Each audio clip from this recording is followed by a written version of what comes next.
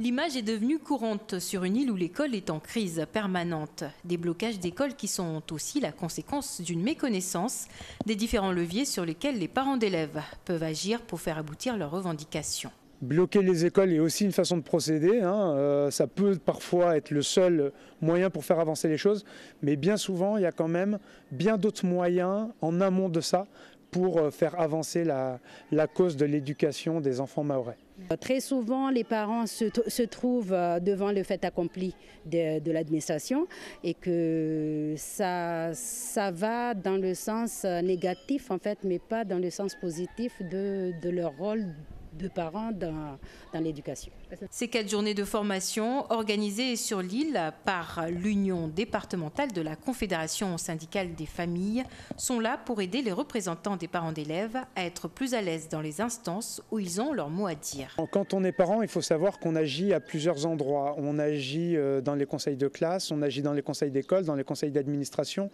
Il y a même d'autres endroits comme les conseils de discipline où les parents ont leur mot à dire.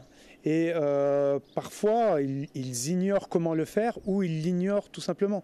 Ils ont leur mot à dire sur le règlement intérieur, ils ont leur mot à dire sur la programmation scolaire, sur l'emploi du temps, sur comment va se répartir le temps scolaire entre les différentes matières, français, maths, sport, etc.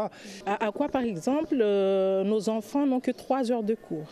Ils rentrent à 7h20 et ils sortent à 11h parce qu'on a refusé le rythme.